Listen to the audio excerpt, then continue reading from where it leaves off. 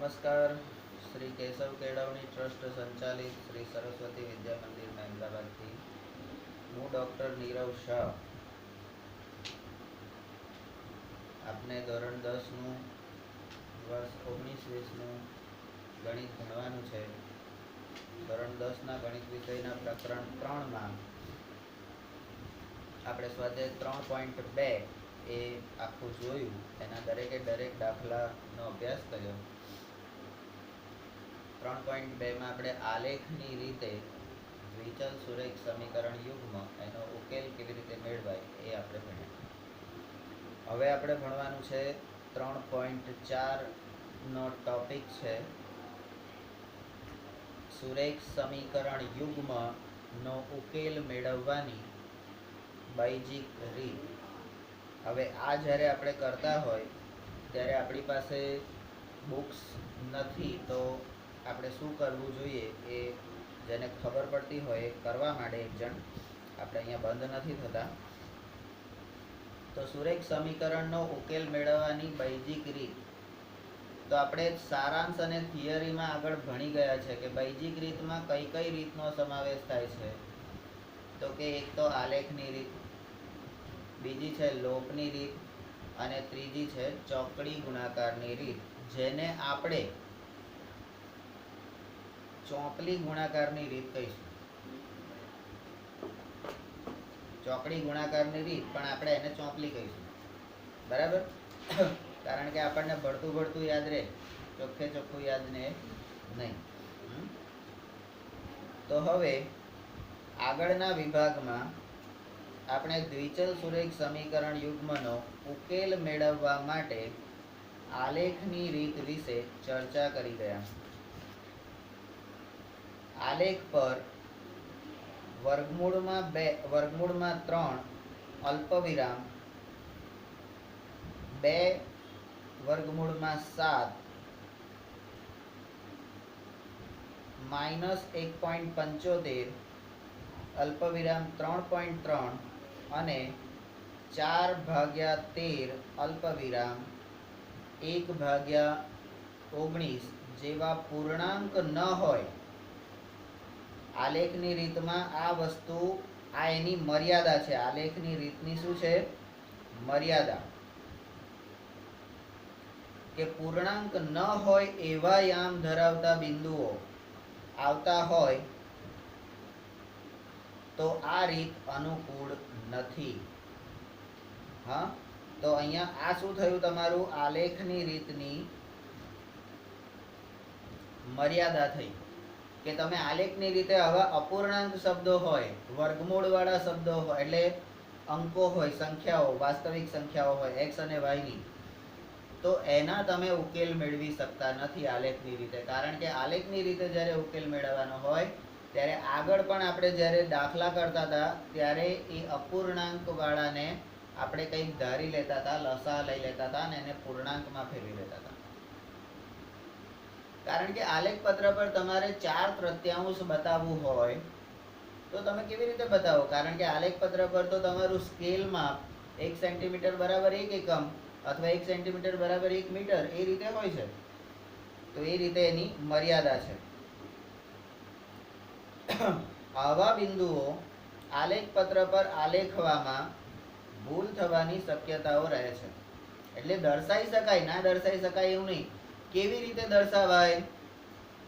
તો 9મા ધોરણમાં આપણે ક્રમિક વિપુલદર્શિતાની પદ્ધતિ, બિલોડી કાચ વડે વચ્ચેની સંખ્યાઓ શોધવાની પ્રક્રિયા આપણે ભણી ગયા છે. તો આલેખ પત્ર પર એ રીતે 4/13 છે એ આપણે દર્શાવી શકીએ. એનો જે જવાબ આવે 0.000 જે આવે બરાબર, એ આપણે દર્શાવી શકીએ છીએ. પણ એના એ દર્શાવવામાં ક્યારેક ભૂલ થવાની શક્યતાઓ રહે છે.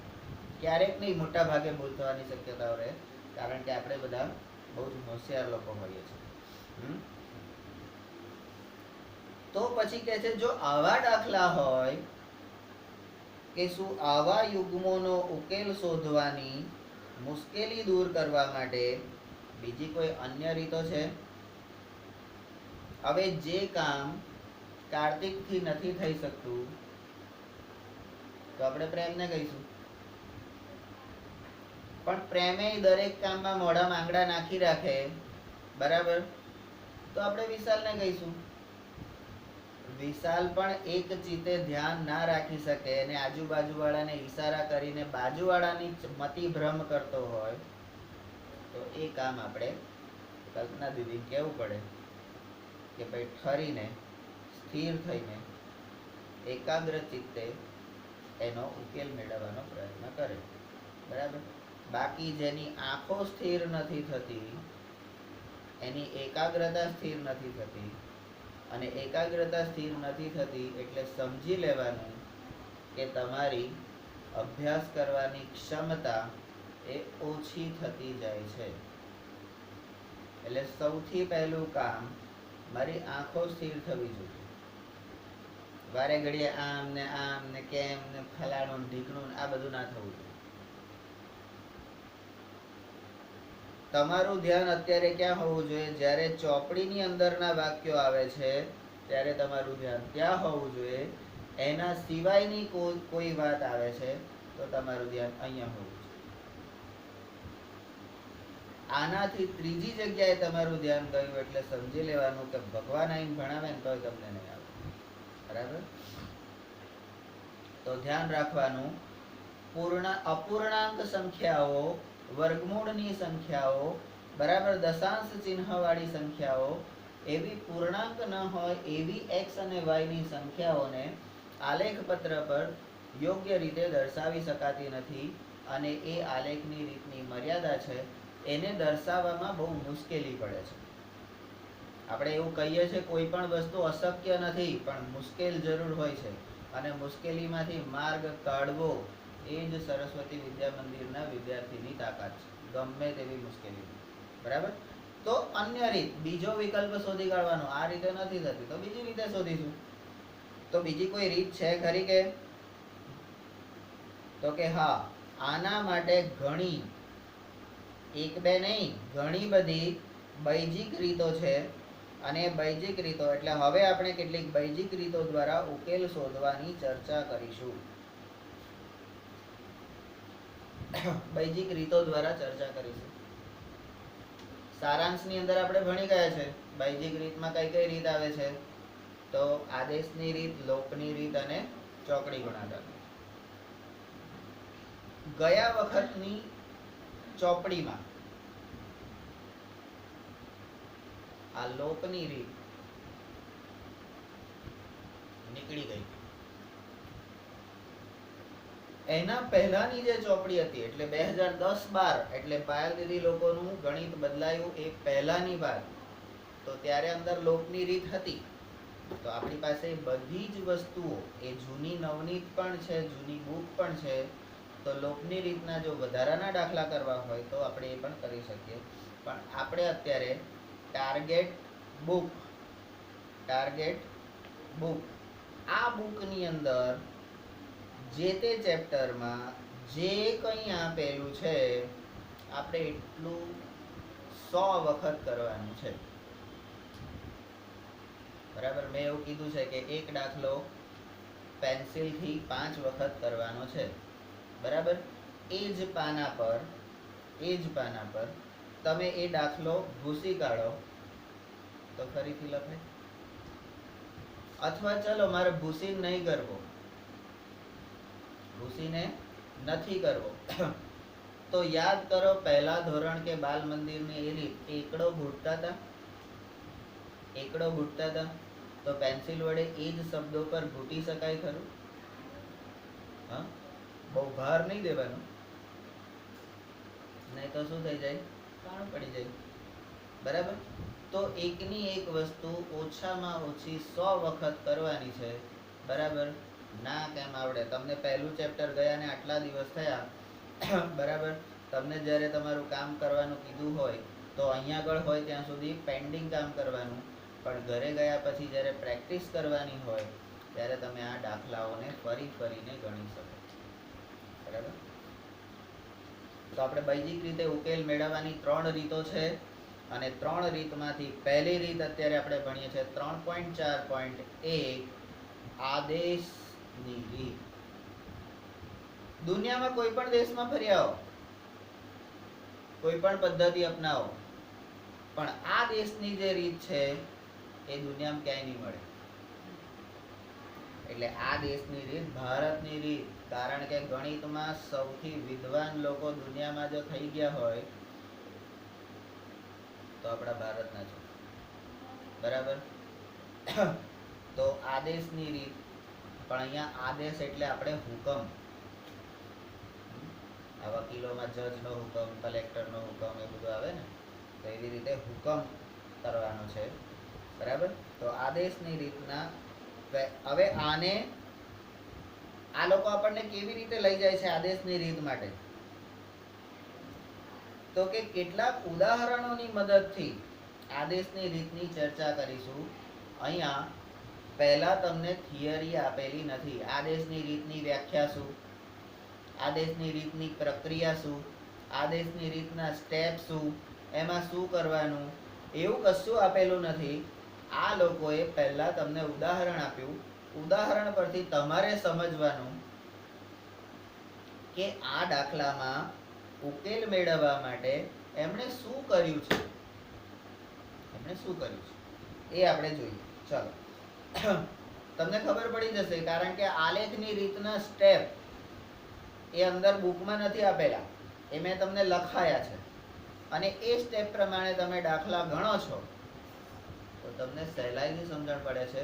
અહીંયા પણ કંઈક એવું થાય છે, પણ થોડું ઓછું વધતું રહેશે. જોઈએ ઉદાહરણ 7. આદેશની રીતનો ઉપયોગ કરી પરીક્ષામાં તમને સ્પષ્ટ કૌંસમાં અથવા તો રકમમાં આપેલું જ હશે કે આદેશની રીતે, આલેખની રીતે, લોપની રીતે કે ચોકડી ગુણાકારની રીતે કઈ રીતે ઉકેલ મેળવવાનો છે. મન ફાવે એમ નથી કરવાનું, મને ફાવે એમ કરવાનું છે. એટલે જે પેપરમાં જેને કાઢ્યું હોય ને એને ફાવે એવું કરવાનું. હા, તો આદેશની રીતનો ઉપયોગ કરી નીચે આપેલા સુરેખ સમીકરણો યુગ્મનો ઉકેલ મેળવો. અહીંયા આપણને બે સમીકરણો આપી દીધેલા છે, એટલે આપણું પહેલું સ્ટેપ દ્વિચલ સુરેખ સમીકરણ યુગ્મ માટેનું પહેલું સ્ટેપ દ્વિચલ સુરેખ સમીકરણ યુગ્મ બનાવવું. એ સ્ટેપ અહીંયા લેવું પડશે નહીં. તો સમીકરણો આપણને આપેલા છે 7x - 15y.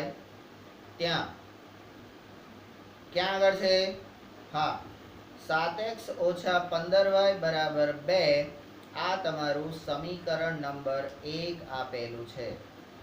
બીજું સમીકરણ તમને આપેલું છે x + 2y બરાબર 3. આ તમારું બીજું સમીકરણ છે. તો દ્વિચલ સુરેખ સમીકરણો તો આપેલા જ છે, એટલે કોઈ રકમમાંથી આપણે બનાવવાના છે એવું કરવાનું નથી. તો ઉકેલ મેળવવા માટે હવે શું કરવાનું છે, તો અહીંયા એના ઉકેલ માટે 100 પાન આપેલા છે. આદેશની રીતે ઉકેલ માટે 100 પાન આપેલા છે. 100 પાન નહીં, સ્ટેપ. 100 પાનાની વાત નહીં કરતા, સ્ટેપ આપેલા. 100 પાન નંબર 1 એટલે સ્ટેપ નંબર 1. આ રીતમાં આપણે શું કરવાનું છે, જુઓ અહીંથી શરૂ થઈ ગયું. કોઈ પણ એક સમીકરણમાંથી એક ચલની કિંમત બીજા ચલના સ્વરૂપમાં મેળવવામાં આવે છે. તો આપણી આલેખની રીતનું પહેલું સ્ટેપ, એક ચલના સ્વરૂપમાં બીજા ચલનું સમીકરણ લેવાનું. ફેરફાર ક્યાં છે ખાલી એ જ જોઈ લેવાનું, બાકી બધું એનું એ જ કરવાનું. બરાબર. તો પહેલું સ્ટેપ આપણું, તો અહીંયા આ જે કરવાનું છે એની અંદર ધારો કે સમીકરણ 2 લઈએ અને સમીકરણ 2 ને આપણે x + 2y બરાબર 3 જે આપેલું છે એમાં આ 2y આ બાજુ જતા રહેશે. તો x બરાબર 3 - 2y, 3 - 2y, જેને આપણે સમીકરણ 3 કહીશું. હવે શું કરવાનું છે, તો કંઈક તો કરવું પડશે ને. હા, હવે શું કરવાનું છે? બરાબર. તો અહીંયા એક સમીકરણને ફેરવ્યું, x બરાબર 3 ઓછા 2y એટલે અહીંયા તમને x ની કિંમત મળશે.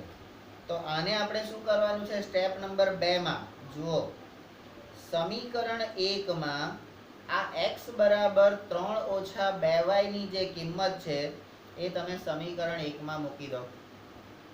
તો તમારું સમીકરણ 1 અહીંયા લખેલું નથી એટલે હું અહીંયા બાજુમાં લખું છું કે અહીંયા ઉપર તમારે લખવું પડશે 7x માઇનસ 15y બરાબર 2. આ કોણ છે? તમારું સમીકરણ 1. એની અંદર આ જે x છે, x ની જગ્યાએ તમારે તમે જે સમીકરણ 3 બનાવ્યું x બરાબર 3 માઇનસ 2y એ x ની જગ્યાએ મૂકી દો. એટલે હવે તમારું પદ કેવું થશે? તો કે 7 ગુણ્યા 3 માઇનસ 2y ઓછા 15y બરાબર 2. હવે શું કરવાનું? તો કે વિસ્તરણ કરો. વિસ્તરણ કરવામાં શું કરવાનું છે? તો કે કૌંસ છોડો. તો કૌંસ છોડવા માટે પહેલા પદને પહેલા જોડે અને પહેલા પદને બીજા જોડે, એટલે 7 ને 3 જોડે ગુણવાનો છે. તો જવાબ શું આવશે? 7 તારી 21. 7 ને ઓછા 2y જોડે ગુણવાના છે. તો ઓછા 7 દુ 14y. પાછળ આપણને આપેલા છે એમના એમ રાખવાના, બરાબર? તો માઇનસ 15y બરાબર 2. હવે એને સાદુરૂપ આપો. આ જે અચળ પદ 21 છે એ 21 ને તમે આ બાજુની સાઈડે લઈ જાઓ, જમણી બાજુ. 14 અને 15 એ બંને માઇનસ છે તો માઇનસ માઇનસ પ્લસ થશે. Minus minus minus plus minus બરાબર પ્લસ, પણ એની નિશાની કઈ આવશે? માઇનસ ની આવશે, મોટી સંખ્યાની નિશાની, બરાબર? તો અહીંયા આપણે શબ્દોમાં લખી દઈએ ઓછા વત્તા ઓછા બરાબર વત્તા. ઓછા વત્તા ઓછા બરાબર વત્તા, બરાબર? પણ નિશાની મોટી સંખ્યાની, બરાબર? તો 14 અને 15 એનો સરવાળો કરો તો 14 અને 15 29 થશે અને નિશાની માઇનસ એટલે 29y. આ બાજુની સાઈડે અહીંયા હું વચ્ચે એક સ્ટેપ મૂકીશ, માઇનસ 29y બરાબર 2 ઓછા 21. હવે આ 2 ઓછા 21 છે તો 21 માંથી 2 જશે તો 21 માંથી 1 જાય તો 20 અને 21 માંથી બીજો 1 જાય તો એટલે 20 માંથી 1 જાય તો 19. તો 21 માંથી 2 જાય તો કેટલા રહેશે? 19. હવે અહીંયા તમે જુઓ કે આ માઇનસ 29 છે એ હવે સામેની બાજુ જતા છેદમાં જતા રહેશે. માઇનસ માઇનસ ઉડી જશે, બરાબર? તો હવે પછીનું તમારું સ્ટેપ આવશે y બરાબર માઇનસ 19 છેદમાં માઇનસ 29. માઇનસ માઇનસ ઉડી જતા તમને y ની કિંમત મળશે y બરાબર 19 ભાગ્યા 29. y બરાબર 19 ભાગ્યા 29. હવે x ની કિંમત તમે સમીકરણ 1 માં 1 ના સ્વરૂપમાં બીજાનું કરીને x ની કિંમત મેળવી. એને તમે બીજા સમીકરણ 1 માં એટલે બીજા સમીકરણમાં મૂકીને તમે y ની કિંમત મેળવી, એટલે y ની કિંમત અહીંયા મળી ગઈ. આ y ની કિંમત હવે શું કરવાનું છે? તો કે સ્ટેપ નંબર 3 એટલે કે સોપાન 3 સમીકરણ 3 માં આપણે જે x ની કિંમત વાળું સમીકરણ બનાવ્યું હતું એમાં આ y ની કિંમત તમે મૂકી દો. તો આપણું સમીકરણ શું છે? x બરાબર 3 ઓછા 2y. 3 ઓછા 2y. તો અહીંયા y બરાબર 19 ભાગ્યા 29 મૂકવાના છે. તો x બરાબર 3 ઓછા 2 ગુણ્યા 19 ભાગ્યા 29. હવે આ લોકોએ પાછો અહીંયા ડાયરેક્ટ જવાબ આપી દીધો. હા, આ લોકોએ ડાયરેક્ટ જવાબ આપી દીધો કે 49 ભાગ્યા 29. પણ આપણાથી એવું થાય ભાઈ? આપણે તો દોડાયા લોકો. હે, આ કેમ આવ્યું? કેવી રીતે આવ્યું? કોના લીધે આવ્યું? શું કરવા આવ્યું? હા, એનાથી અમને શું ફાયદો? આ બધું આપણે વિચાર કરીએ તો આપણે હવે અહીંયા આગળ શું કરીશું તો કે લસા લેતા લઘુત્તમ સામાન્ય અવયવ લેવાનો છે. શું કરવાનું છે તો કે જે કરવું એ કરો. અમારે શું તો કે આ આખાના છેદમાં 29 લઈ લેવાના. આ બંનેના સ્ટેપમાં 29 એટલે આ 3 ની જોડે 29 ગુણાશે ઓછા 2 ની જોડે 19 ગુણાશે. આ રીતે જવાબ આવશે 3 ગુણ્યા 29 માઇનસ 2 ગુણ્યા 19 આખાના છેદમાં 29. હવે શું થશે તો 29 ગુણ્યા 3 એટલે અહીંયા આગળ આપણે બાજુમાં ગુણાકાર કરવાનો, કારણ કે આપણને ભાઈ આવડે કઈ, આપણને એક એકાએક કેટલું થાય એ નહીં ખબર પડતી. તો 29 ગુણ્યા 3 ખબર પડે તો ગુણાકાર કરવાનો. તો શરમ આવી જોઈએ 10માના વિદ્યાર્થીને આટલું ના આવડે તો. 30 સુધીના ઘડિયા કોને લખાયા તમે કે 30 એકા સુધીના ઘડિયા તમારે શરૂઆતમાં લખાયા હતા ને બધાને? પણ ગુરુજી તો કયા કરે, એ કઈ જોવા માંગે છે.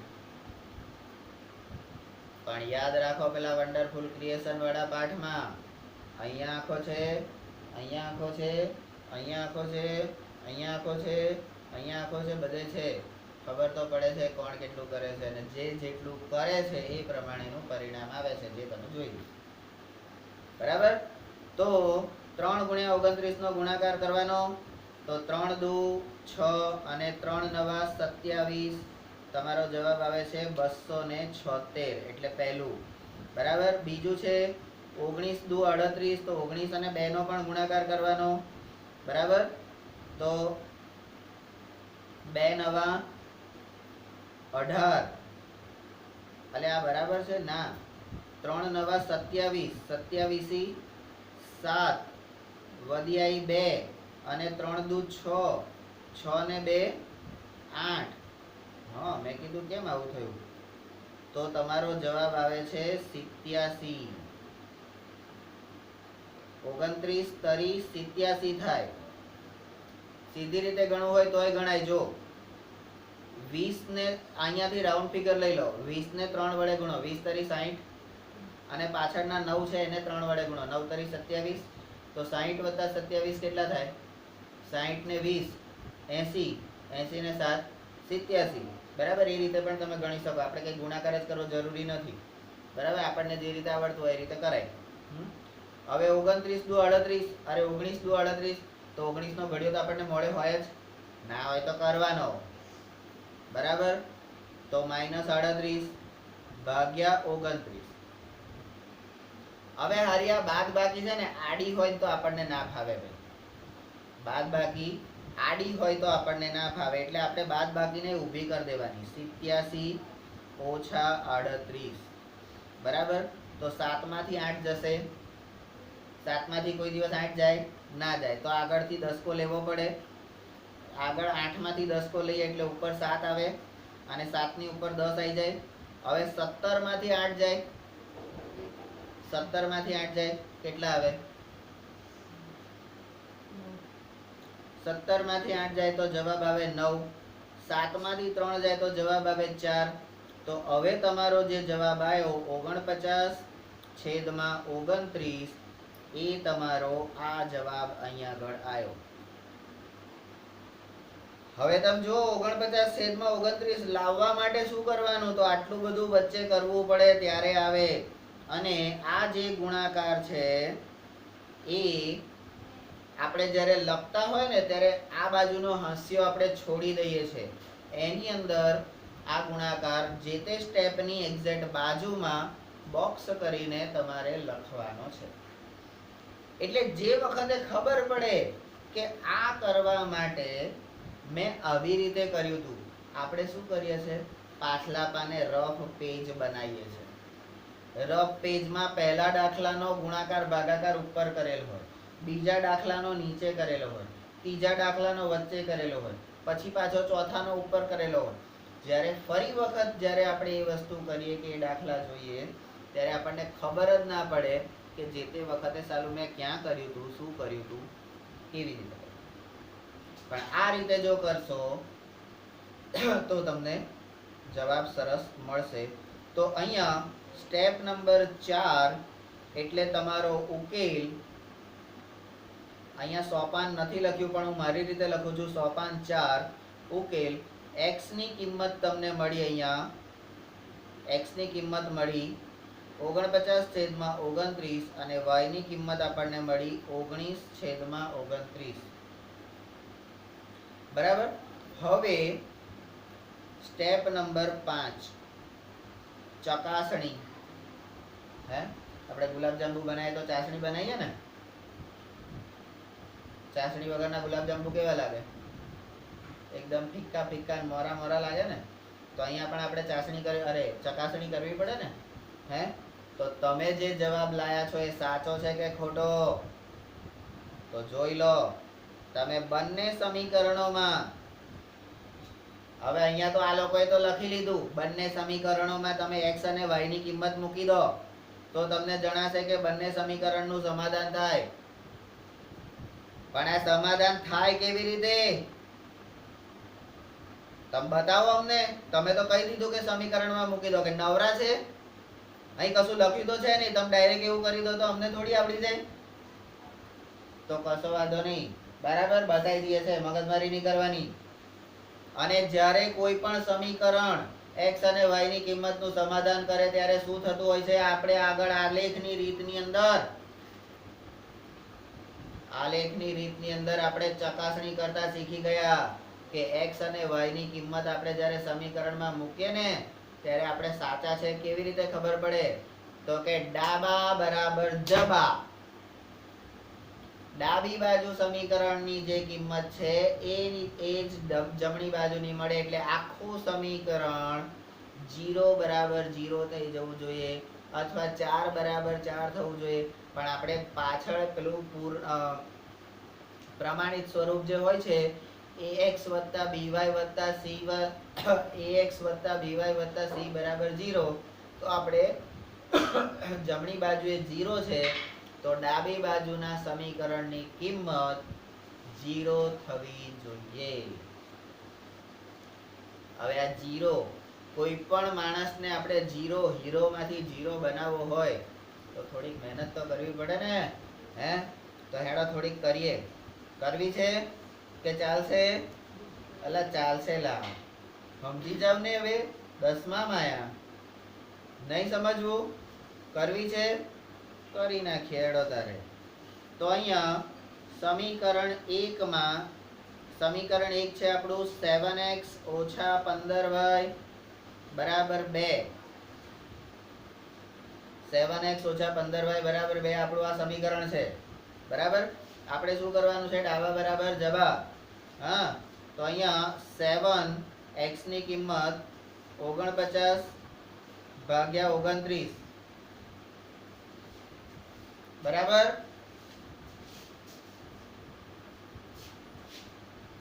હવે અહીંયા મને પાનું ખૂટશે એટલે હું આ જે પ્રક્રિયા છે ને એ અહીંયા થોડી ઉપરની સાઈડે કરું છું. અહીંયા મને જગ્યા ઓછી થશે તો અહીંયા કરું. વાંધો અને હોય તો શું કરી લેવાનું? હા બસ. તો પછી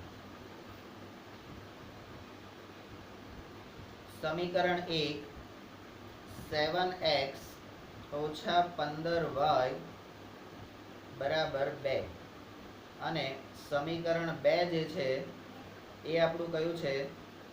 x + 2y બરાબર 3. બરાબર છે? x + 2y બરાબર 3. આવા બે સમીકરણો ઉપર આપેલા હતા પેલા.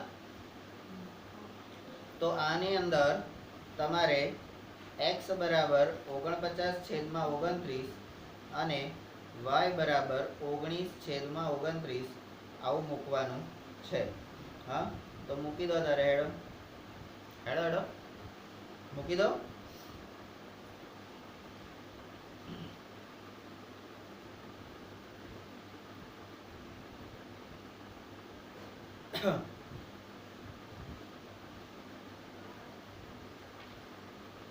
હવે અહીંયા આગળ આપણે શું કરીશું જરી જોઈ લઈએ. જોઈ લેવું છે ને? જોઈ લેવું છે ને, જોઈ લો તારે. બરાબર. હવે 7 ગુણ્યા x બરાબર 49/29 ઓછા 15 ગુણ્યા y બરાબર 19/29 બરાબર 2 બરાબર 2. હવે શું કરવાનું? હવે આ 7 અને 29 નો તો ભાગ ચાલતો નહીં, 15 અને 29 નો ભાગ ચાલતો નહીં, કારણ કે 29 એ અવિભાજ્ય સંખ્યા છે. કોઈ પણ ઘડિયામાં 29 એવો જવાબ આવે છે, 29 એકા 29 સિવાય નહીં. તો આપણે શું કરવાનું? અલ્યા બંનેના છેદ સરખા છે, શું કરવાનું?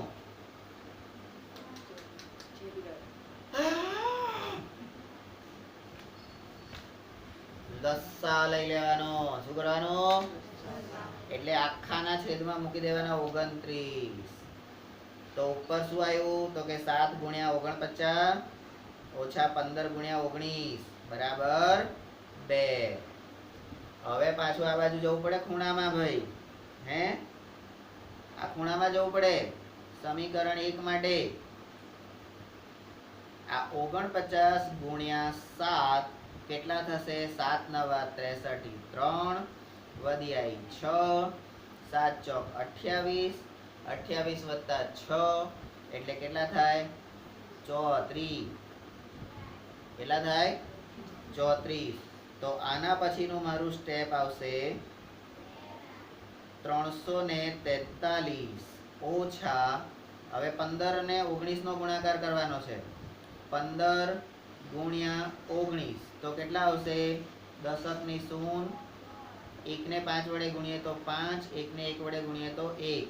હવે 9 ને 5 વડે ગુણીએ તો 9 પંચા 45 વધી આવી 4. 9 એકા 9, 9 ને 4 13, 9 ને 4 13. હવે બંનેનો સરવાળો કરો તો 5, 8 અને 2 285, 285 ભાગ્યા 29 બરાબર 2. હવે પાછું બાદબાકી કરવાની. આ 343 માંથી 285 બાદ કરો. 3 માંથી 5 જશે નહીં, 3 માંથી 5 જશે નહીં, તો 4 ઉપરથી 10 કો લેવો પડશે. 4 ની ઉપર 3 મૂકવાના, 3 ની ઉપર 10 મૂકવાના. 13 માંથી 5 જાય તો 8 ને 5 13, તો જવાબ આવશે 8. બરાબર. હવે 3 માંથી 8 પાછા નહીં જાય એટલે આગળના 3 માંથી 10 કો લો એટલે 2 આવે તો 10. 13 માંથી 8 જાય તો કે 5, 2 માંથી 2 જાય તો 0. બરાબર. તો હવે ઉપર કેટલા આયા? 58 અને નીચે કેટલા આયા? 29 બરાબર 2. તો 29 ના ઘડિયામાં 58 કેવી રીતે આવે? તો 29 દુ 29 ગુણ્યા 2, હે 29 ગુણ્યા 2 તો કેટલા આવે? 58. કારણ કે 25 દુ 50, 25 દુ 50 અને 4 દુ 8, 50 વત્તા 8 કેટલા થયા? 58. તો 29 અને 58 નો છેદ ઉડાડ દો તો જવાબ શું આવશે? 2. તો હવે આપણો 2 બરાબર 2, 2 બરાબર 2 તો આપણે કહી શકીએ કે ડાબા બરાબર જબા? કહી શકીએ? અલ્યા કહી શકીએ? હા, તો કહેવાનું, એમાં કઈ ગભરાવા. હા, હવે આપણે કે સમીકરણ 2 જે છે એમાં x અને y ની કિંમત મૂકો.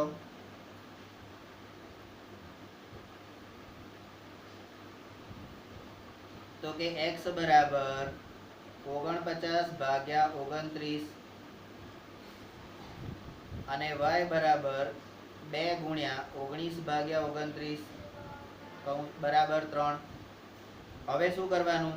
બંનેના છેદ સરખા હોય તો, બંનેના છેદ સરખા હોય તો રસા લેવાનો. તો છેદમાં મૂકી દેવાના 29. ઉપર રહ્યા 49 ગુણ્યા 2 ગુણ્યા 19 બરાબર 3.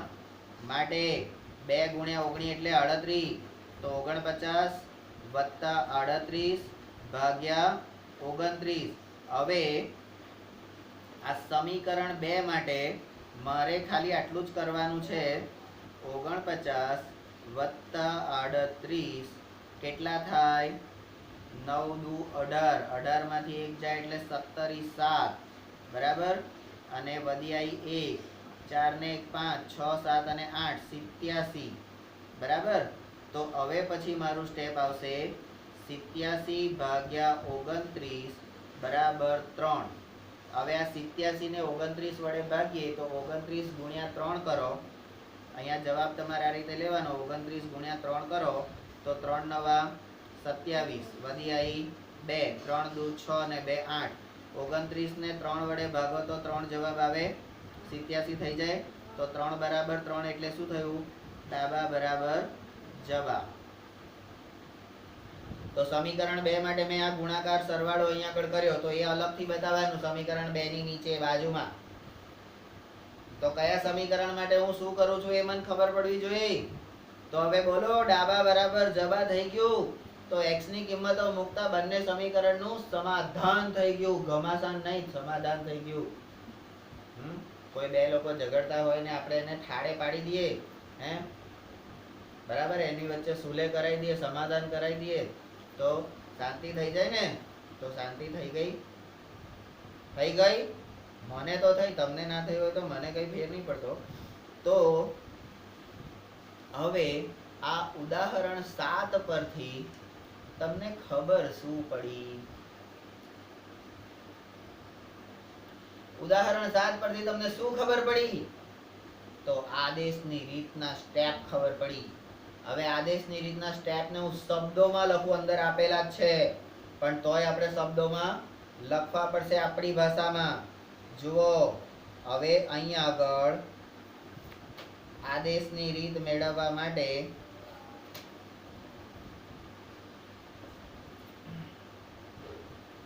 આદેશની રીતને વધુ સ્પષ્ટ રીતે સમજવા માટે નીચેના સોપાનોનો વિચાર કરીએ. એટલે અહીં આગળ હું આને આ રીતે લખી શકું: આદેશની રીતના સ્ટેપ. તો સ્ટેપ નંબર 1 એટલે આપણું સોપાન 1. સૌથી પહેલા શું કર્યું? તો બે સમીકરણો આલેલા હતા. તો શું કર્યું તમે? એક ચલના સ્વરૂપમાં બીજા ચલનું સમીકરણ શોધ્યું. શોધ્યું? બનાવ્યું? બનાવ્યું. તો અહીંયા સોપાન 1 માં શું કરવાનું છે? અનુકૂળ હોય એ રીતે, જે રીતે અનુકૂળ હોય એ રીતે. એટલે તમારે આ દાખલામાં મન ફાવે એમ કરી શકાય, કારણ કે તમને અનુકૂળ હોય એ રીતે. એમ કે એક સમીકરણ પરથી એક ચલ, એક સમીકરણ પરથી એક ચલ, અહીંયા ઉદાહરણ તરીકે y ને બીજા ચલ x ના સ્વરૂપમાં, બરાબર. તો આપણે અહીંયા ના સુધી અલગ લઈ લઈએ. એક સમીકરણ પરથી એક ચલના સ્વરૂપમાં બીજા ચલનું સમીકરણ મેળવો. એટલે y ના સ્વરૂપમાં x નું સ્વરૂપ સમીકરણ મેળવવાનું, બરાબર. તો આવું એક સ્ટેપ આપણે પહેલું કરીએ. પછી સ્ટેપ નંબર 2 માં આપણે શું કરીએ? તો કે સોપાન 2, આ સિવાયના સમીકરણમાં, એટલે જેમાં તમે આવું કર્યું એકના, અહીંયા બંને સમીકરણને એક ચલના સ્વરૂપમાં બીજામાં ફેરવવાના નથી. આલેખની રીત અને આદેશની રીતમાં આટલો ફેર છે. પેલામાં બંને સમીકરણને એક ચલના સ્વરૂપમાં ફેરવી દેવાના અને અહીં આગળ એકને જ ફેરવવાનું છે. અને બીજા સમીકરણમાં આ જે y ની કિંમત અથવા તો x ની કિંમત તમે જે મેળવી એ એક સમીકરણ એક ચલના એટલે બીજા સમીકરણમાં મૂકી દેતા તમને શું મળે? તો કે સમીકરણ એક ચલના x ના સ્વરૂપમાં આવી જશે. એટલે x વાળું સમીકરણ આવી જશે અને એને આપણે ઉકેલીશું તો આપણને x ની અથવા તો y ની કિંમત મળશે, બરાબર. હવે એ ઉકેલ મેળવી દીધો તો એનું પાછું થોડીક સમજૂતી આપી છે. કેટલીક વખત ઉદાહરણ 9 અને 10, એટલે આ ઉદાહરણ 9 અને ઉદાહરણ 10 એની જેમ તમને ચલ વિનાનું વિધાન મેળવો તે શક્ય છે. એટલે આગળ દાખલા આવે છે એમાં x અને y આપેલા હશે નહીં, તો એવે વખત આપણે શું કરવાનું એ પણ આપણે જોવાનું છે. તો ચલ વિનાનું વિધાન શક્ય છે અને એવું કહે છે કે જો આ વિધાન સત્ય હોય તો તમે અનુમાન કરી શકો, અહીંયા અનુમાન કરવાના છે, અનુમાન કરી શકો કે દ્વિચલ સુરેખ સમીકરણ યુગ્મને અનંત ઉકેલો હોય. કેટલા? અનંત ઉકેલો હોય. અને જો આ વિધાન અસત્ય હોય, સત્ય હોય તો શું? અસત્ય હોય તો દ્વિચલ સુરેખ સમીકરણ સુસંગત નથી. વિધાન અસત્ય હોય તો સુસંગત નથી. Step number 3. હવે જે એક ચલના સ્વરૂપમાં તમને એક ચલની કિંમત હવે મળી ગઈ, કાં x ની કાં y ની, એ આપણને કિંમત મળી ગઈ. એનું શું કરવાનું? તો સોપાન 1 ની મદદથી બીજા ચલની કિંમતને સોપાન 2 માં મૂકતા ચલ y અથવા x ની કિંમત મળશે. જેની કિંમત મળી એ બીજા સમીકરણમાં મૂકી દેવાય. એટલે બીજું સમીકરણ એટલે કયું? તો કે આપણે પહેલું જે એક ચલના સ્વરૂપમાં જેને ફેરવ્યું હતું ને એની અંદર એ y વાળી કિંમત કે x વાળી કિંમત મૂકી દેવાય. એટલે તમને બીજા ચલની કિંમત પણ મળી જાય. બરાબર?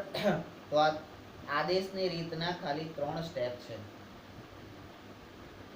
અને ચોથું સ્ટેપ કયું? ચાસણી કરવી, ચકાસણી કરવી. બરાબર? હવે ચકાસણી કરવા માટે જ્યારે તમને રકમમાં આપેલું હોય ને ચકાસણી કરો તો જ આ ડોટ ડાપણ કરવાનું, નહીં તો કરવાનું. બરાબર? તો હવે નોંધ, આપણે એક ચલની કિંમત બીજા ચલના સ્વરૂપમાં મેળવીને સુરેખ સમીકરણનો ઉકેલ મેળવીએ છીએ. સુરેખ સમીકરણ યુગ્મનો ઉકેલ મેળવીએ છીએ.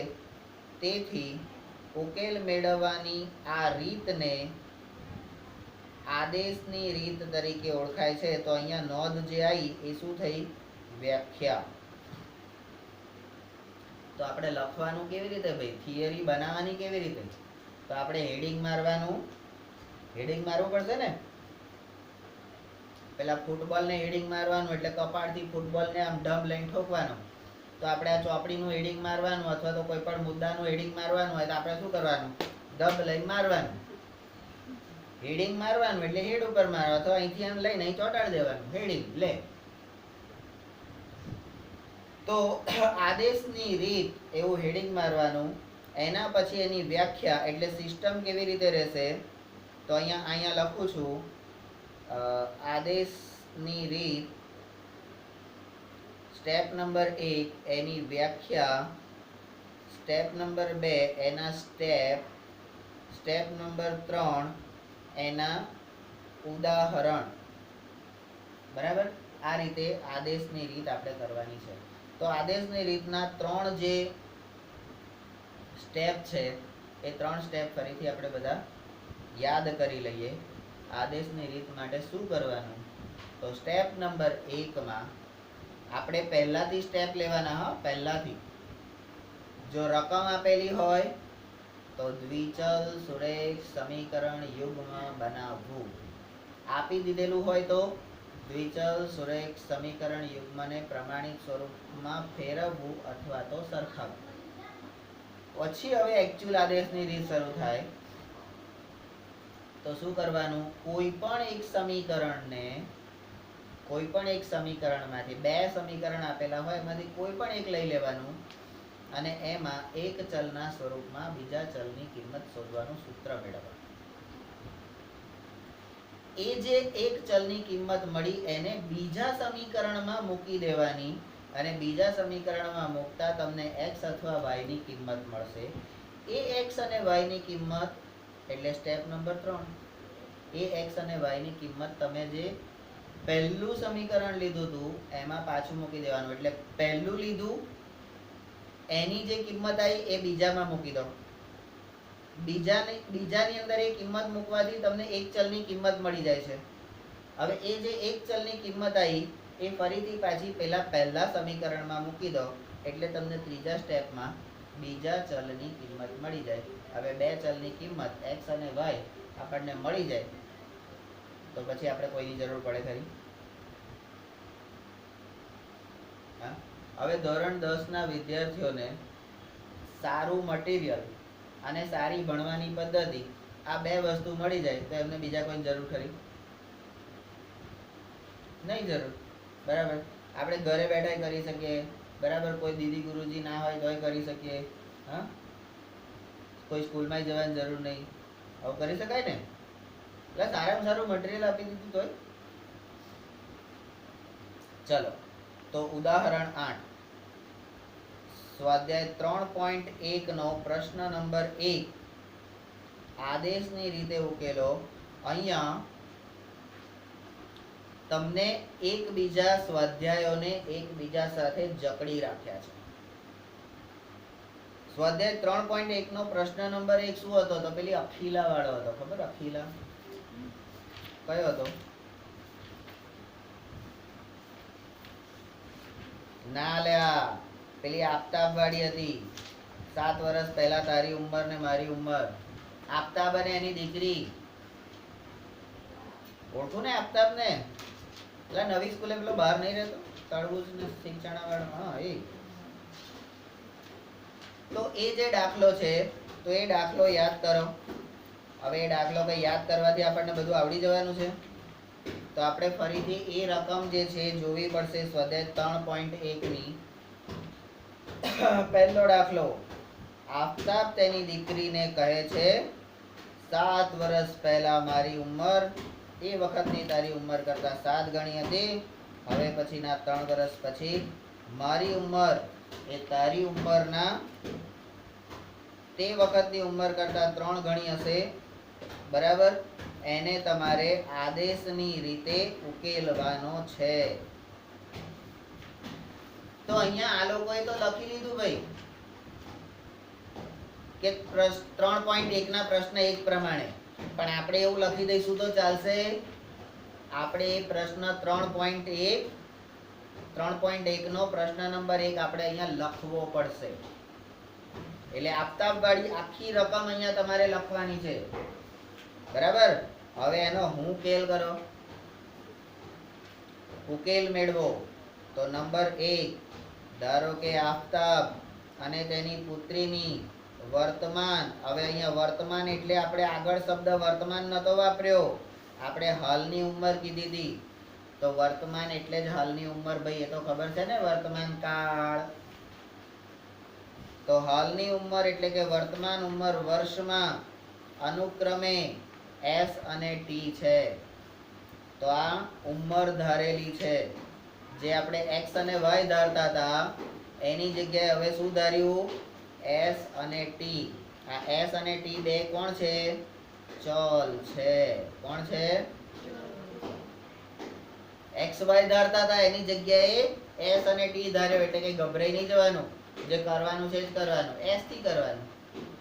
બરાબર, તો સ્ટેપ નંબર 2. હવે આપેલ માહિતી પરથી દ્વિચલ સુરેખ સમીકરણ યુગ્મને આ પરિસ્થિતિમાં નીચે પ્રમાણે દર્શાવાય છે. એટલે આફતાબની ઉંમર એની દીકરીની ઉંમર કરતા 7 વર્ષ પહેલા 7 ગણી હતી. આવું એક વિધાન છે. તો એ વિધાન અહીંયા લખવાનું અને એ વિધાનને આપણે ચલની પરિસ્થિતિમાં ગાણિતિક રીતે કેવી રીતે દર્શાવી શકાય તો એ દર્શાવવાનું. આફતાબની ઉંમર 7 વર્ષ પહેલા, એટલે આફતાબની હાલની ઉંમર S હોય તો 7 વર્ષ પહેલા એની ઉંમર કેટલી થશે? S ઓછા 7. પહેલા હોય તો માઇનસ કરવાનું. અને એની દીકરીની ઉંમર 7 ગણી હતી, પણ 7 વર્ષ પહેલા એની દીકરીની ઉંમર કેટલી થાય? તો 7 ઓછા એટલે T ઓછા 7. તો T ઓછા 7 ના ગુણ્યા 7, તો એ 7 ગણી કહેવાય. એટલે આપણે જે 3.1 ના પહેલા પ્રશ્નની અંદર જે પહેલા 3 સ્ટેપ કર્યા હતા ને, કે પહેલા x અને y ધાર્યું, પછી આફતાબની ઉંમર 7 વર્ષ પહેલા એટલે S - 7, દીકરીની ઉંમર 7 વર્ષ પહેલા એટલે T - 7, અને આફતાબની ઉંમર દીકરીની ઉંમર કરતા 7 ગણી હતી તો S - 7 બરાબર 7 ગુણ્યા, એટલે આફતાબની ઉંમર બરાબર 7 ગુણ્યા દીકરીની ઉંમર. આફતાબની ઉંમર બરાબર 7 ગુણ્યા દીકરીની ઉંમર. આવા બધા શબ્દો જે તે વખતે આપણે લખ્યા હતા અને એ બધા શબ્દો અહીંયા લખ્યા પછી આ સમીકરણ મૂકવાનું છે. આ સમીકરણ આવે એટલે આપણે શું કરતા હતા? તો બાજુમાં લખેલું હશે, ત્યાં શું લખેલું હશે? વિસ્તરણ કરો. શું લખેલું હશે? તો વિસ્તરણ કરતા આપણને જવાબ મળશે s-7. અહીંયા આગળ આ લોકોએ ડાયરેક્ટ લખી દીધું છે, પણ આપણે જો એવી રીતે ડાયરેક્ટ લખીએ ને તો ઇજ્જતના ધજાગરા થઈ જાય. એટલે આપણે તો વિસ્તરણ કરવાનું. s-7 બરાબર 7t માઇનસ 7 7 49 બરાબર. હવે આ t વાળા પદને આ બાજુ લાવી દો અને 49 વાળા પદને પણ આ બાજુ લાવી દો. તો s-7t ઓછા 7 વત્તા 49 બરાબર 0. હવે ઓછા 7 અને 49 બેમાંથી, એટલે 49 માંથી 7 જાય તો s-7t વત્તા 42 બરાબર 0. આ એક સમીકરણ આપણને સમીકરણ 1 ના સ્વરૂપમાં, એટલે પ્રમાણિત સ્વરૂપમાં ax વત્તા by વત્તા c બરાબર 0 ના પ્રમાણિત સ્વરૂપમાં આ મળ્યું. હવે બીજા માટે શું કરવાનું? બીજું સમીકરણ મેળવવા શું કરવાનું? તો બીજી શરતને ધ્યાનમાં લો. 3 વર્ષ પછી, એટલે 3 વર્ષ પછી એટલે અંદર 3 ઉમેરાશે. તો 3 વર્ષ પછી આફતાબની ઉંમર તો s વત્તા 3. 3 વર્ષ પછી એની દીકરીની ઉંમર તો t વત્તા 3. પણ એ કેટલી થતી હતી? તો કે 3 ગણી થશે. તો કે આફતાબની ઉંમર બરાબર 3 ગુણ્યા દીકરીની ઉંમર. તો s વત્તા 3 અહીંયા આપેલું છે, જુઓ, s વત્તા 3 બરાબર 3 ગુણ્યા t વત્તા 3. આ રીતે તમે હવે આટલું લખી દો એટલે આપણે તો કઈ ચાલે નહીં ને, આપણે તો પાછા એવા લોકો ને. તો એ સમીકરણ હવે બનાવીએ તો શું કરીએ છીએ? વિસ્તરણ. તો કે s વત્તા 3 બરાબર 3t વત્તા 3 તરી 9. હવે આ બંનેને આ બાજુ લઈ દઈએ તો માટે s ઓછા 3t વત્તા 3 ઓછા 9 બરાબર 0. માટે s ઓછા 3t ઓછા 6 બરાબર 0. તો એ આપણું સમીકરણ નંબર 2 પ્રમાણિત સ્વરૂપમાં મળશે. સમીકરણ નંબર 2 પ્રમાણિત સ્વરૂપમાં મળશે. હવે તમે જોઈ શકો છો કે આ બીજા નંબરનું જે સમીકરણ છે ને એ થોડુંક નેનું છે, એમાં કંઈ પેલા સહગુણકો ઓછા છે. તો આપણે હવે સ્ટેપ નંબર 3 સમીકરણ 2 નો ઉપયોગ કરતા. સમીકરણ 2 નો ઉપયોગ શેના માટે કરવાનો છે? તો અહીંયા ડાયરેક્ટ તમને આપી દીધું s બરાબર 3t વત્તા 6. તો અહીંયા કર્યું શું? એમણે એવું તો શું કર્યું કે જેથી આ થયું? તો અહીંયા આપણે શબ્દોમાં લખવું પડશે ભાઈ. એક ચલના સ્વરૂપમાં બીજાનું સૂત્ર મેળવ્યું. એક ચલના સ્વરૂપમાં બીજાનું સૂત્ર મેળવ્યું એટલે આપણું સમીકરણ હતું s માઇનસ 3t બરાબર 6. આ 3t જે હતા એને આ બાજુ લઈ ગયા બરાબર. તો s બરાબર 6 વત્તા 3t અથવા તો 3t વત્તા 6 આવું જવાબ મળે. હવે સ્ટેપ નંબર 4 s ની કિંમત સમીકરણ 1 માં મૂકતા, એટલે આપણી જે કિંમત જે મળી એ બીજા સમીકરણમાં મૂકવાની છે. અને એ મૂકતા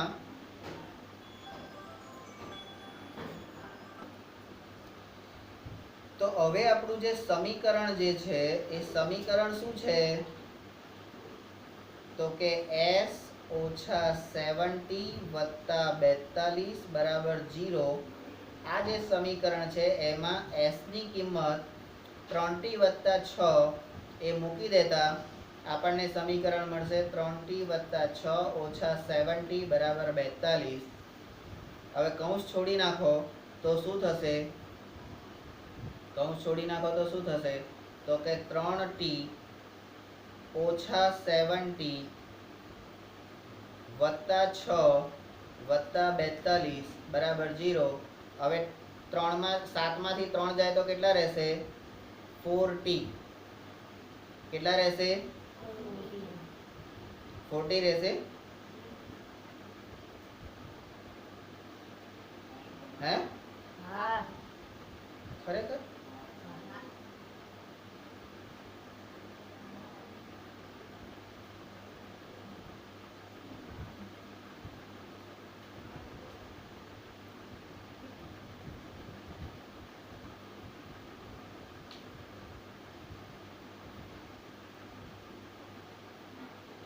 પણ અહીંયા નિશાની તો માઇનસ ની ના આવી જોઈએ હે આ 70 માઇનસ છે તો 7 માંથી 3 જાય તો માઇનસ આવવા જોઈએ ને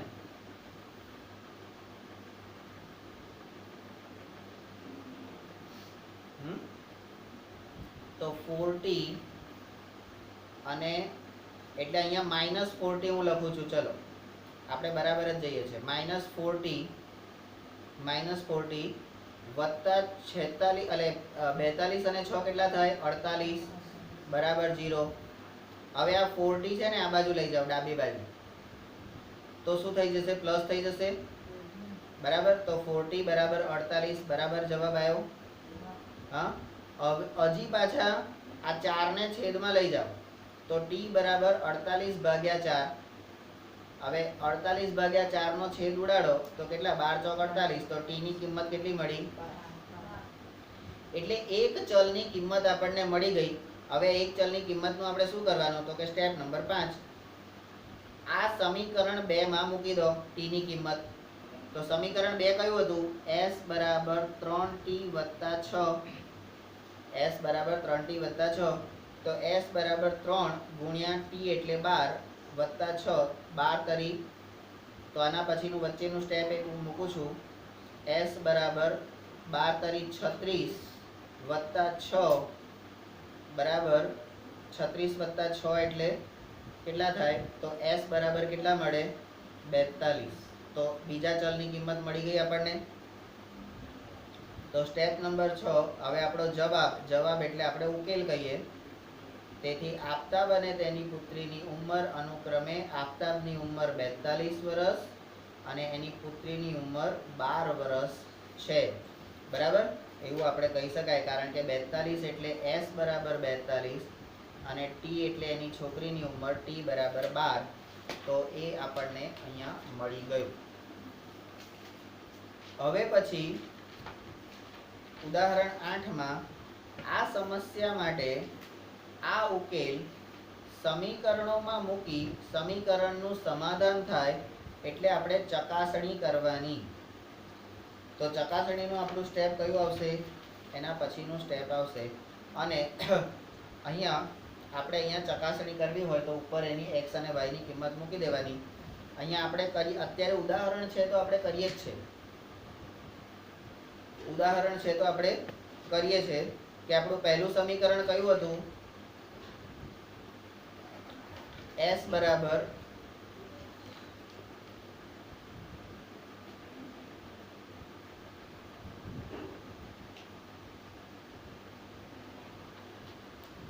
એક સમીકરણ છે s - 3t બરાબર 6 અને બીજું સમીકરણ છે આપણું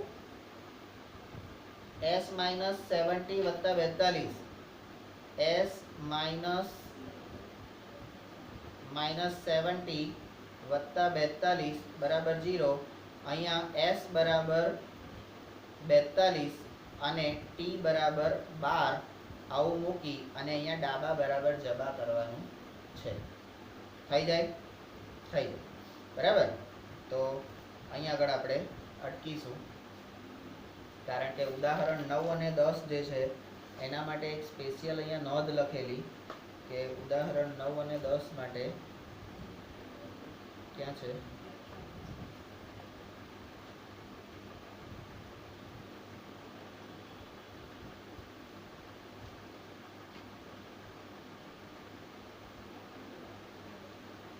સમજૂતીમાં છે સોપાન 2 પછી ઉદાહરણ 9 અને 10 માં ચલ વિનાનું વિધાન લેવાનું છે ચલ વિનાનું વિધાન બરાબર અહીંયા જે આપણે ચલ વાળું લીધું એ ચલ વિનાના વિધાન લઈને આ કરવાનું છે બરાબર તો એ આપણે પછી જોઈએ છે ત્યાર પછી સ્વાધ્યાય 3.3